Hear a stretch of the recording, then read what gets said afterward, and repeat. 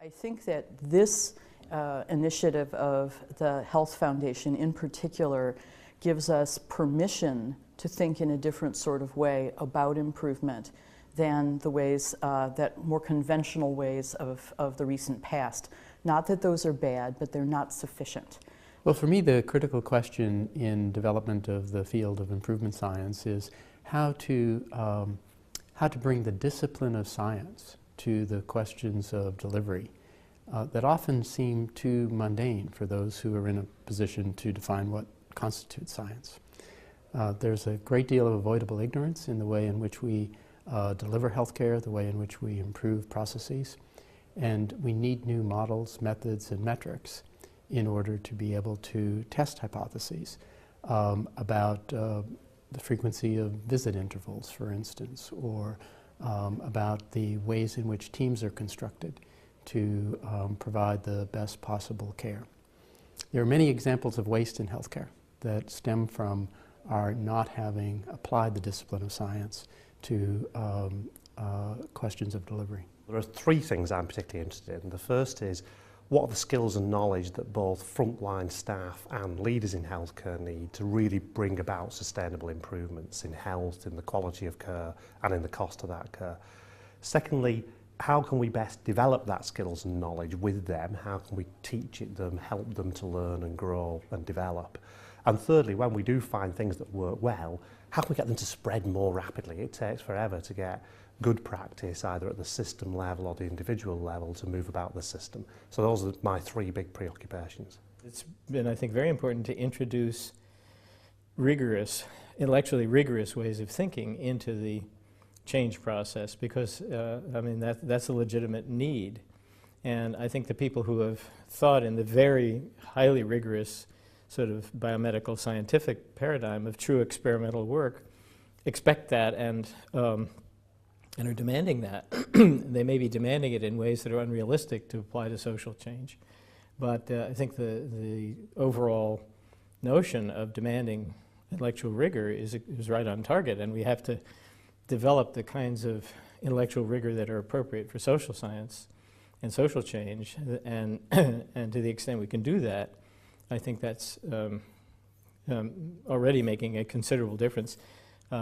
Such things as Bayesian reasoning, statistical process control, and ways of thinking about evidence and so on, which are intellectually rigorous, but not in the usual sort of biomedical scientific paradigm. So these are the kinds of questions that we're working on. How do you measure health outcomes?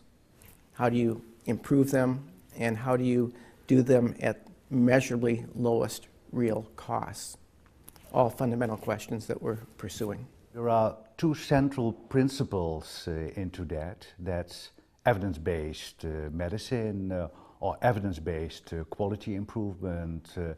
So also a kind of thinking about how healthcare improvement could be investigated in an evidence-based manner and used in an evidence-based manner.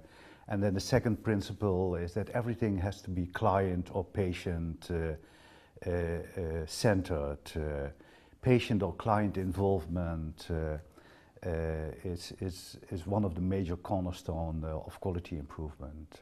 In terms of getting others involved, there's both a pull and a push element. There's a big pull at the moment.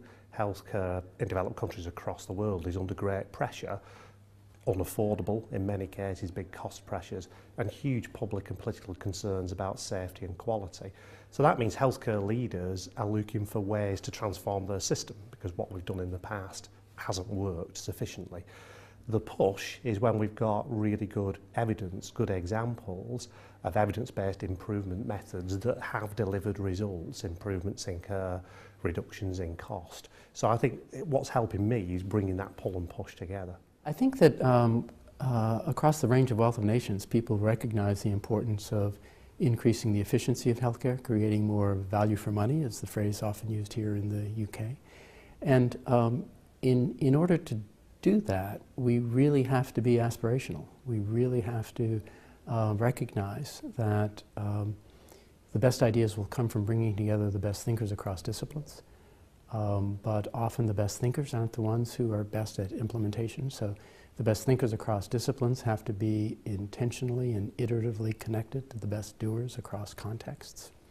Resistance to change in healthcare is so strong and almost of primal nature. It's about fear on part of all of the stakeholders, that the best thinkers and the best doers have to be working closely with the best communicators to address those sources of resistance. Articulating the problem that way, but also articulating the opportunity that way, is, I think, very helpful in drawing people into the cause. First of all, being enthusiastic about the opportunity to make a difference in the world for others. That motivates a lot of people. Secondly, is creating a way of collaborating where everybody can bring their knowledge and their interests and their energy to work together.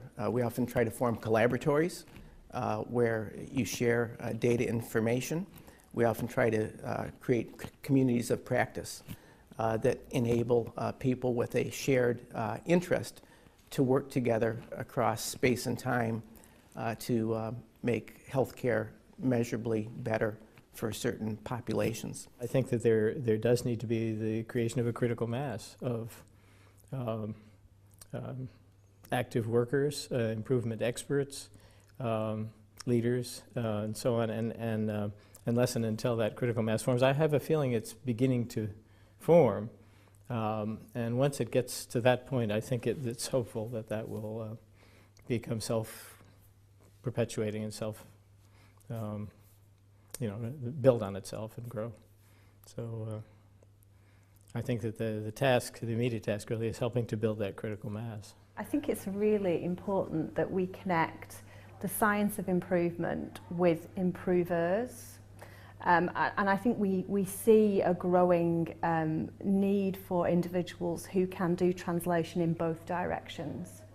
And I think that's what we have the opportunity to create within the Improvement Scientists Network, and it's very exciting. Well, my concern is, how do we take this really exciting academic endeavour and make it impact on the ground in practice to make things better for staff, for patients, for taxpayers? I think there's a tremendous opportunity in healthcare right now worldwide.